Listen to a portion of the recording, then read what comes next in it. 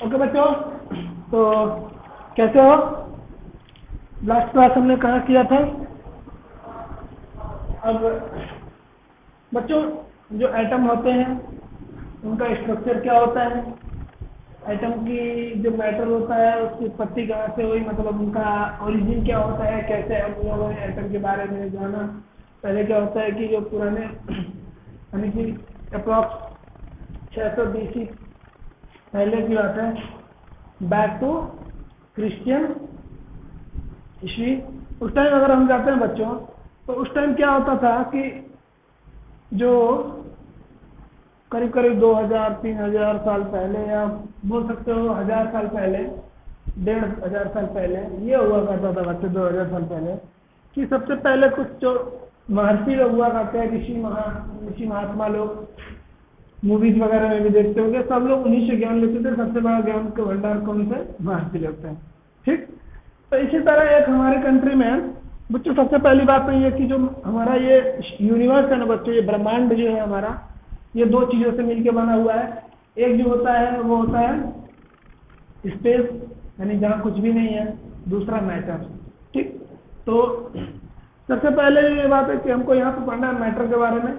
Space का जहाँ आएगा वहाँ स्पेस के बारे में ही पढ़ेंगे। तो स्पेस का मतलब जहाँ कुछ भी ना हो, ना हवा हो, ना पानी हो, ना कोई सॉलिड हो। मतलब मेरे कहने का मतलब है दो चीज़ें हैं, या तो वहाँ मैटर होगा, मैटर को 3 पार्ट्स में डिवाइड किया गया, सॉलिड, लिक्विड, गैस, या तो वहाँ पे कुछ मतलब मैटर में कोई भी होगा, एक गैस हो सकता है, या फिर सॉलिड हो सकता है, लिक्विड हो सकता है, या फिर वहाँ कुछ भी नहीं होगा, गैस भी नहीं होगा, मतलब वहाँ हवा भी नहीं होगी बच्चों। क्या होगा? वो वैक्यूम होगा। तो उसको स्पेस बोलते हैं। जैसे आप अगर एस्ट्रोनॉट वगैरह स्पेस में जाते हैं, स्पेस क्राफ्ट वगैरह नाम सुना होगा, बहुत सारे मूवीज देखी होंगी आपने।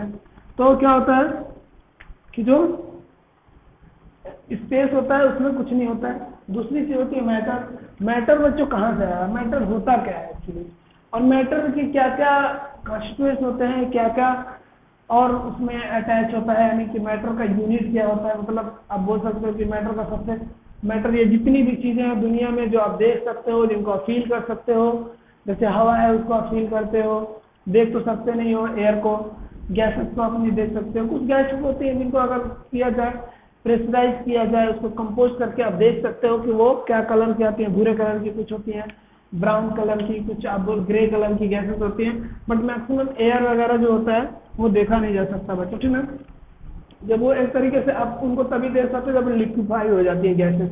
ठीक, अब बच्चों जो मैटर होता है उसको ये बोला गया, जो 600-700 या 1000 साल पहले कुछ जो महर्षि हुआ करते तो उन्होंने उसका नाम दिया कि जो मैटर होता है बच्चों वो एक छोटे टीनी पार्टिकल जो इनडिवाइजिबल है, मतलब जिसको आप डिस्ट्रॉय नहीं कर सकते, जिसको तोड़ नहीं सकते हो आप, उससे मिलकर बना होता है। और वो क्या होते हैं, उनको क्या नाम दिया गया?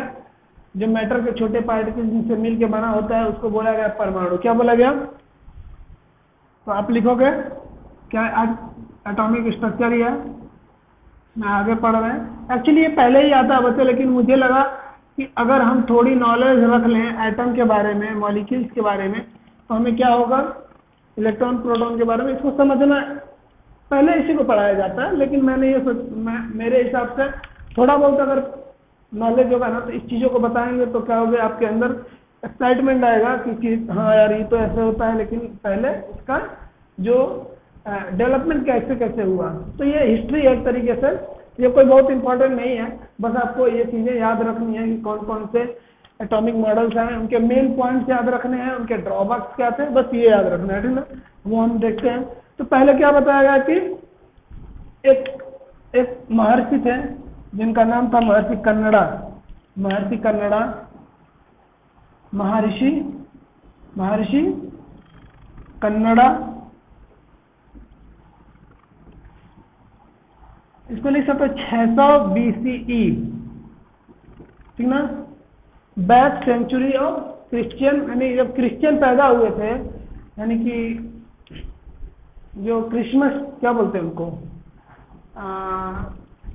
जो भी ईसाइयों के यानी क्रिसमस के जो भी वो होते हैं, यानी क्रिश्चियन जो ईस्वी शुरू हुई सेंचुरी, उससे 600 साल पहले की बात है। मतलब समझ लो अब से करीब करीब 2000-3000 साल पहले की बात है ये।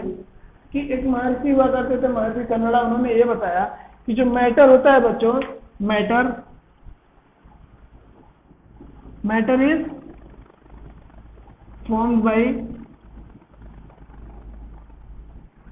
formed by teeny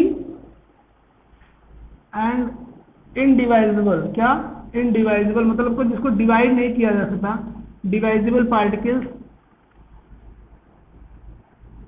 नेम्ड, उसका नाम रखा परमाणु। परमाणु मूवी देखी है ना, तो परमाणु से मिलके परमाणु, वही यही परमाणु होता है बच्चों। जो मूवी है इसी परमाणु के बारे में, यानी परमाणु जो है यही परमाणु उसमें भी है, उसी के बारे में उसमें पढ़ाया गया है। इसका जब बच्चों एक्सप्लोजन होता है तो बहुत सारी एनर्जी आती है, जिससे क्या होता है कि चीजें चारों तरफ की जल जाएंगी। ये परमाणु, एटम बम के बारे में जो सुना होगा, यही इसी का मतलब एटम भी हिंदी में इसको परमाणु बोलते हैं, क्योंकि ये महर्षि थे और महर्षि कन्नड़ा इंडिया के थे। तो हमारे देश में क्या है, संस्कृत और वैदिक काल में, यानी कि एंशिएंट हिस्ट्री आप देखोगे तो उसमें क्या है, संस्कृत का ज्यादा बोलबाला था। तो ये परमाणु क्या है, एक तरीके से बच्चों आप हिंदी वर्ड भी बोल सकते हैं और संस्कृत से इसको एक तरीके से ये क्या था, इंस्पायर्ड है। हिंदी जो है एक तरीके से क्या, उसकी बेसिक लैंग्वेज क्या है, वो है संस्कृत। यानी परमाणु बताया, यानी मैटर का सबसे छोटा पार्टिकल इंडिविजुअल था, वो क्या था, परमाणु। इसी तरीके से कुछ साइंटिस्ट जो कि ईस्टर्न वर्ल्ड में, यानी कि हमारी दुनिया में जो भी ईस्टर्न कंट्रीज हैं, जैसे कि वेस्टर्न कंट्री जैसे कि ग्रीक, उस टाइम क्या होता था बच्चों कि मिस्र जो था सबसे डेवलपमेंट कंट्री थी, जहाँ की लैंग्वेज के बारे में आपने बहुत सारी चीजें सुनी होगी कि जो मिस्र होता है हर तरीके से मिस्र को क्या बोलते हैं बच्चों, कि ग्रीक लैंग्वेजेज हमेशा हर जगह यूज हुआ करती थी उस टाइम में, ठीक ना। तो ये ग्रीक लैंग्वेजेज जो होती थी बच्चों, ये क्या होती थी, यानी यहाँ के जो साइंटिस्ट उन्होंने क्या बताया, उन्होंने ये बोला कि जो मैटर होता है वो क्या होता है बच्चों, मैटर क्या होता है, छोटा पार्टिकल होता है जो कि, मैटर कुछ छोटे छोटे पार्टिकल से मिलकर बना होता है। उसका नाम उन्होंने क्या दिया, एटम। क्या दिया, एटम। वही जो परमाणु था उसी को ग्रीक लैंग्वेज या उधर की लैंग्वेज में क्या बोला गया, एटम। यानी कि जो ग्रीक लोग थे उसको क्या बोला कि मैटर किससे मिलकर बना होता है, matter is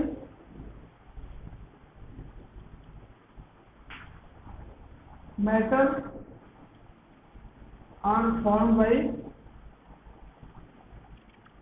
tiny particles,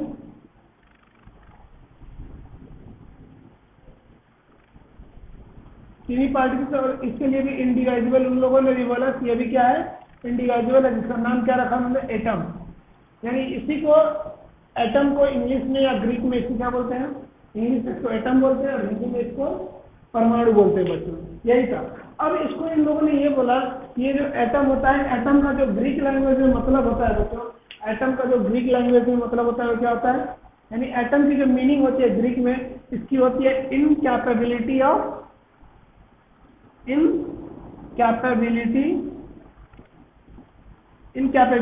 being cut.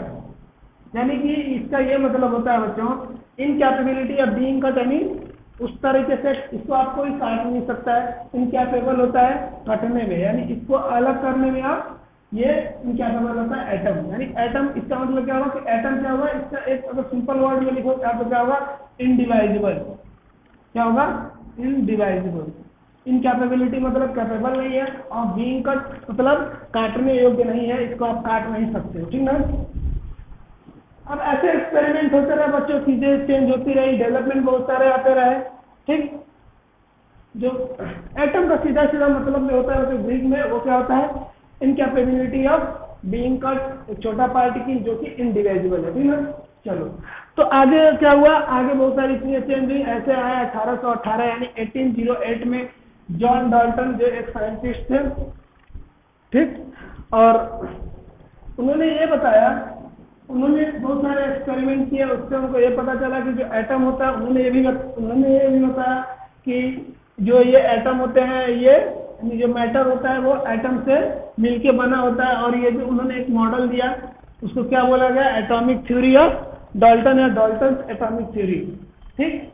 क्या बताया डाल्टन ने, कि मैटर जो होता है, पहले तो ये डिसाइड हो ही गया था एक तरीके से, जो साइंटिस्ट वगैरह ग्रीक जो फिलांथ्रोपिस्ट हो गए वो करते थे, फिलोसफर हो गए करते थे, ठीक है, या साइंटिस्ट उस टाइम के जो भी होते थे, उन्होंने ये बोला कि जो मैटर होता है वो किससे मिलके बना होता है, किससे मिलके बना होता है, एटम से। एटम क्या होता है, इंडिविजुअल होता है।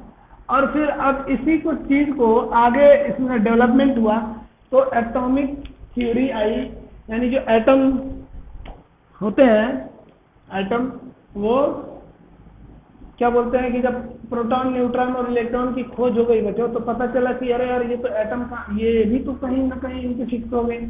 अब ये पता चला कि एटम से ही निकल रहे हैं इलेक्ट्रॉन प्रोटॉन न्यूट्रॉन, तो उसको एटम को जो इलेक्ट्रॉन प्रोटॉन और न्यूट्रॉन थे बच्चों, उनको फिक्स करने के लिए एक मॉडल तैयार किया गया कि बताया गया कि इस जगह पे एटम, इस जगह पे न्यूट्रॉन होते हैं, इस जगह पे प्रोटॉन होता है, इस जगह पे इलेक्ट्रॉन होता है। मतलब एटम अगर ये है एक ऐसे वैल्यू, एक ऐसे जनरल में बोल रहा हूँ, तो यहाँ पे जैसे पी एन होता है ना, इसी तरीके से बोला गया यहाँ पे इलेक्ट्रॉन है, कुछ नहीं ये बोला कि यहाँ पे इलेक्ट्रॉन नहीं होते हैं, यहाँ पे पॉजिटिव जो प्रोटॉन होते हैं वो ऐसे होते हैं, बीच बीच में इसके इलेक्ट्रॉन होते हैं, ठीक है। तो बहुत सारे मॉडल दिए, लेकिन पहले अभी हमको आगे वो पढ़ेंगे। लेकिन सबसे पहला मॉडल क्या था, सबसे पहला एटॉमिक मॉडल दिया था डाल्टन ने। और डाल्टन का जो एटॉमिक मॉडल था बच्चों, मेनली किससे बेस्ड था, this is mainly based on, this is mainly, this was, this model was mainly based on mass of conservation, या conservation of mass, conservation of mass पे क्या था, बेस था। उस टाइम तक law of conservation of mass by Lavoisier और definite proportion का जो रूल था, ठीक ना, डेफिनिट प्रोपोर्शन मल्टीपल प्रोपोर्शन के ये लॉ वगैरह आ गए थे, और उसी को बेस बना के इन्होंने एक एटॉमिक थ्योरी दी। और ये बताया कि जो पहले इन्होंने क्या बोला कि जो एटम होता है बच्चों वो क्या होता है, टीनी पार्टिकल। मैटर जो होता है, matter is made up of, matter is made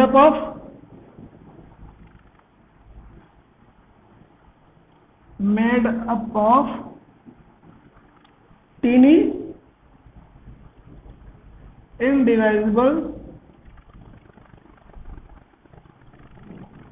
divisible particles called atom. यानी एक छोटे और इनडिवाइजिबल, मतलब कि जिसको आप डिवाइड नहीं कर सकते हो, जिसको तोड़ नहीं सकते हो, वैसे एटम ऐसे पार्टिकल से मिलकर बनाता है जिसका नाम क्या होता है, एटम। अब ये बोला गया इनडिवाइजिबल, मतलब इसका क्या मतलब हुआ कि, और ये बोला आगे इसमें, ये बोला इसने डाल्टन ने कि जो एटम होता है, एटम या matter can not be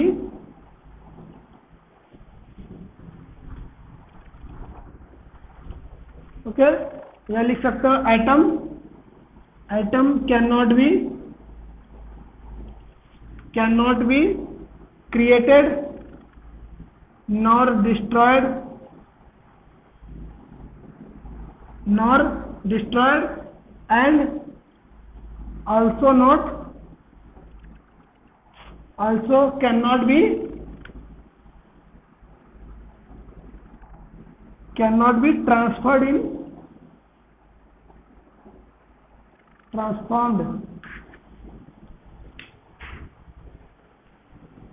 transformed into other elements। Okay बच्चों, अब इसके बाद इन्होंने क्या बताया, पहला तो ये बोला कि मैटर जो होता है वो टीनी और इंडिविजुअल पार्टिकल से मिलकर बना होता है, और ये जो, और इस पार्टिकल को क्या बोलते हैं, एटम। और ये जो एटम होता है बच्चों, जो एटम्स होते हैं ये क्या होते हैं, इनको ना आप डिस्ट्रॉय कर सकते हो, ना ही क्रिएट कर सकते हो, और ना ही एक एटम को, यानी किसी एक एलिमेंट के एटम को किसी दूसरे एलिमेंट के एटम में ट्रांसफॉर्म कर सकते हो। और सेकंड बोला इसने कि अगर सेम एलिमेंट है, ठीक ना, for similar element, for the same element, for the same element all atoms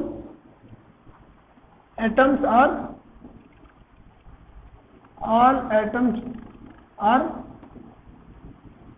identical in all respect, यानी उनकी हर एक प्रॉपर्टी चाहे फिजिकल हो या तो केमिकल हो, वो सब क्या होंगी, सेम होगी, आइडेंटिकल होगी, ठीक ना। दूसरा इसने क्या बोला कि अगर ये तो सेम एक एलिमेंट के लिए हो गया, अगर एक ही एलिमेंट है, सपोज कि हाइड्रोजन है, तो हाइड्रोजन के जितने भी एटम होंगे बच्चों को क्या होंगे, सेम होंगे। सेकेंड बोला कि फॉर डिफरेंट यानी डिफरेंट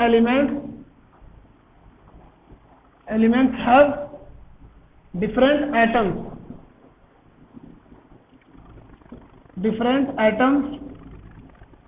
in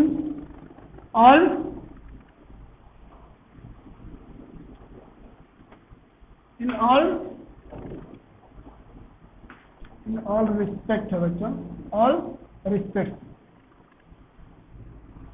यानी जो भी चीज आप कंपेयर करोगे सब में क्या होंगे, ये डिफरेंट होंगे। और आगे इसने ये बताया कि जो केमिकल रिएक्शंस होती हैं वो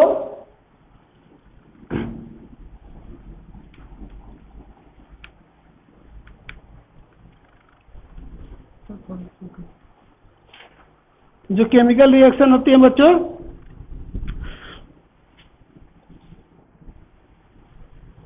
जो केमिकल रिएक्शंस होती है उसमें क्या पार्टिसिपेट करता है, एटम पार्टिसिपेट करता है, atom participates and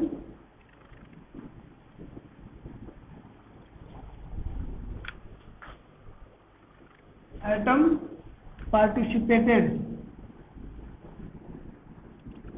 participates in chemical reaction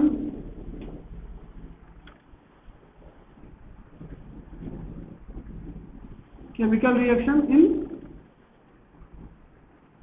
integral proportion, the whole integral proportion, ठीक।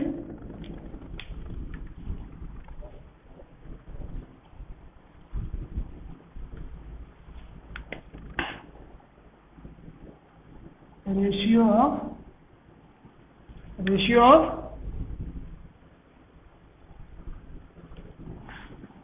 atom participates in chemical reaction in the whole integral ratio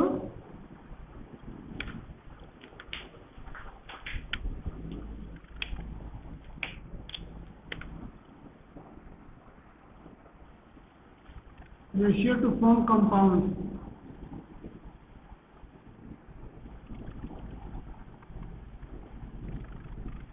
हो गया बच्चों। अब देखिए नेक्स्ट क्या बताया,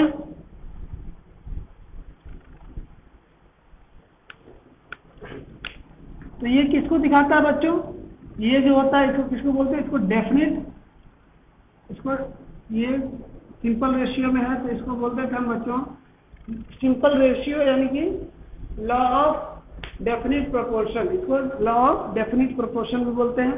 इसके बाद जो लॉ आया ये सेकेंड जो, यानी ये तो कितना हो गया, फिफ्थ हो गया ना, और इसमें 4 हो गए, ये 5वां है। 5वां जो उसका पोस्टुलेट था उसने ये बताया, when atom react the atoms, when element react the atom may combine more than one simple ratio, the atom react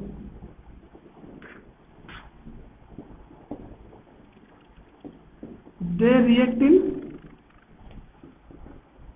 simple ratio।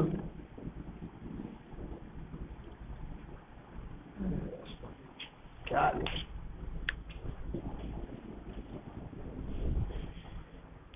when elements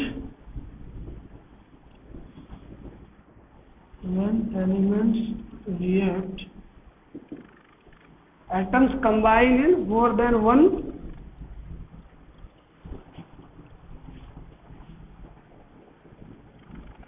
the atom may combine in more than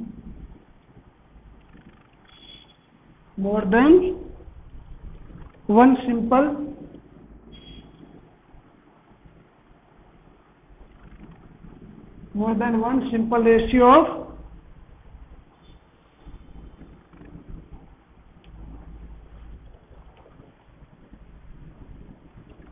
whole number ratio।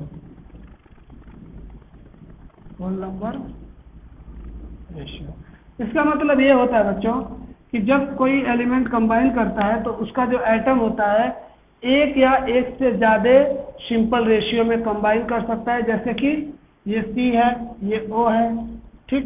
इसमें क्या होता है, अगर CO2 हम लेते हैं, CO2 के लिए अगर लोगे तो क्या होगा, इसका क्या रेशियो होगा, इसका 1 होगा, इसका 2 होगा। ये कितना होगा, अगर CO लेते हो तो ये 1:2 है, ये 1:1 में होगा कंबाइन। तो ये क्या हुआ बच्चों, सिंपल रेशियो में, यानी कि लॉ ऑफ मल्टी प्रोपोर्शन का लॉ फॉलो कर रहा है। ये क्या था, लॉ ऑफ डेफिनेट प्रोपोर्शन या कांस्टेंट कंपोजिशन का ये लॉ फॉलो करता है। इससे पहले जो था डेफिनेट, जो फर्स्ट लॉ था वो लॉ ऑफ कंजर्वेशन ऑफ मास से था, ठीक। अब बच्चों जैसे डेवलपमेंट हुआ बहुत सारा, उस डेवलपमेंट में ये पता चला, जैसे कि आप मास कंजर्वेशन का बोल रहे हो, तो बहुत सारे ऐसे एलिमेंट आए जो कि उसको फॉलो नहीं कर रहे थे, ठीक ना। बहुत सारे ऐसे रिएक्शन आई, तो उन्होंने ये प्रूव किया कि जो एटम होता है बच्चों वो डिवाइजिबल है। फंडामेंटल पार्टिकल्स जो हमने बताया थे आपको, इलेक्ट्रॉन, प्रोटॉन और न्यूट्रॉन, उससे ये साबित हो गया और ये प्रूव हो गया। और इस जो पॉस्टुलेट था इसको क्या किया गया, डिस्क्वालीफाई मान लिया गया, यानी कि इसको क्या किया उसने, एक तरीके से टारगेट किया या उसने इसको फेल होने पे मजबूर कर दिया, ठीक ना। तो उसने क्या बोला, discovery of the fundamental particles आए, ड्रॉबैक्स इसके क्या हुए। जब डिस्कवरी ऑफ, यानी इसको लिख सकते हो आप, drawbacks of Dalton atomic theory. तो इसमें क्या हुआ, जो फंडामेंटल, पहला पॉइंट है, जब फंडामेंटल पार्टिकल्स की खोज हुई बच्चों, तो उससे क्या हुआ कि एटम में जो फंडामेंटल इलेक्ट्रॉन, प्रोटॉन, न्यूट्रॉन थे वो किसमें आते थे, एटम में, किसी भी एटम का पार्ट्स होते थे। यानी कि क्या बोल सकते हो कि अगर पार्ट्स है और इलेक्ट्रॉन कभी कभी क्या होता है उससे निकलता भी है, जब आप उसको एक्साइट करोगे, आयोनाइज होता है तो इलेक्ट्रॉन निकलता है। इसका मतलब क्या हो रहा है कि उससे पार्टिकल्स निकल रहे हैं बाहर, मतलब क्या है, वो डिवाइड हो सकता है, डिवाइजिबल है। तो पहला वाला लॉ तो वो हो गया। तो इसको लिख सकते हो आप, with the discovery of subatomic particles, the electron, proton and neutron, it was concluded that atom can be further divided. After discovery of, और लिख सकते हो, with the discovery of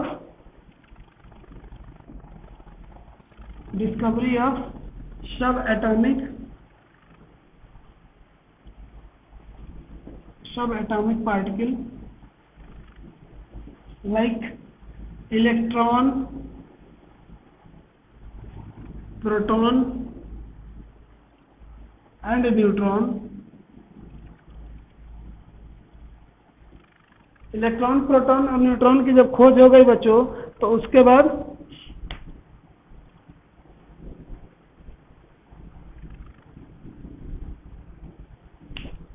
उसमें तब ये क्या प्रूफ हो गया, it has been decided that atom can be divided,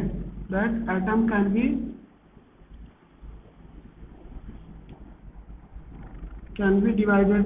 अब क्या हो गया, उसने तो ये बोला था डाल्टन ने क्या बोला था बच्चों की इनडिविजिबल है, यानी कि डिवाइड नहीं हो सकता। लेकिन एटम जैसे इलेक्ट्रॉन प्रोटॉन और न्यूट्रॉन आया, इलेक्ट्रॉन प्रोटॉन और न्यूट्रॉन आया बच्चों, तो क्या पता चला कि ये डिवाइड हो सकता है, यानी डिवाइड हो रहा है तभी तो इसके ये एटम को बोला गया कि एटम जो होता है क्या होता है फंडामेंटल पार्टिकल होता है। लेकिन इनके आने के बाद पता चला कि नहीं, इनसे भी छोटे पार्टिकल्स हैं, यानी कि इलेक्ट्रॉन प्रोटॉन न्यूट्रॉन से मिलकर क्या बना होता है, एटम बना होता है। ठीक, तो ये डिवाइड भी हो सकते हैं, यानी कितने पार्ट में डिवाइड हुए, प्रोटॉन इलेक्ट्रॉन और न्यूट्रॉन में।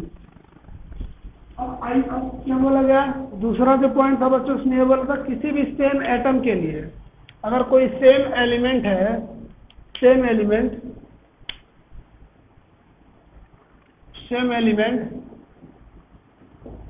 एलिमेंट है, तो उसके जो एटम होंगे,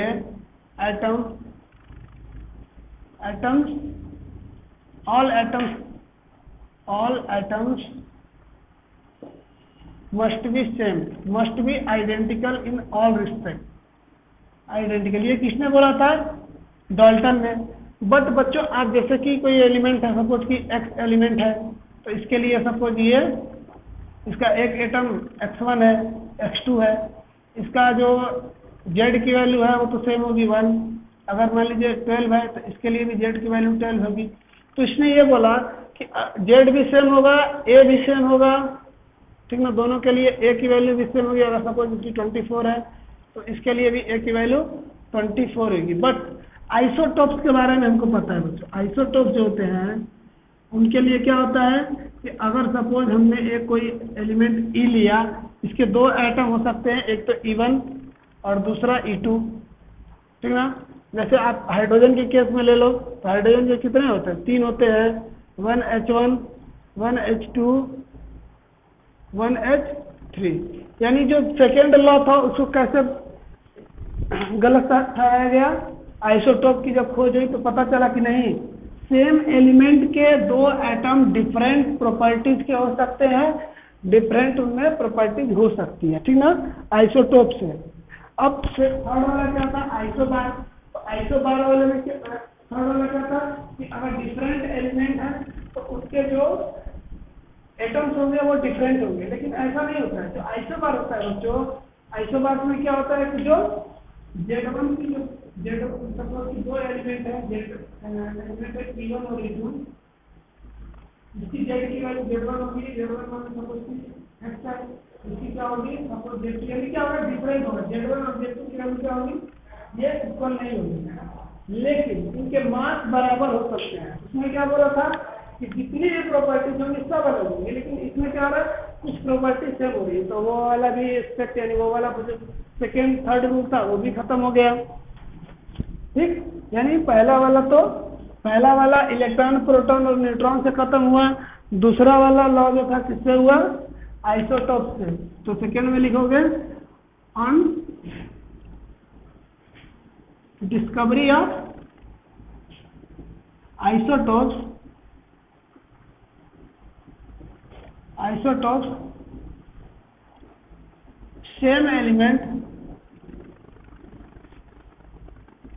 same element must have identical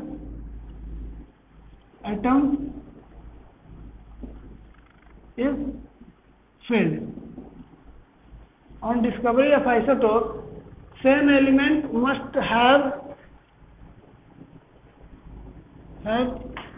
identical atoms,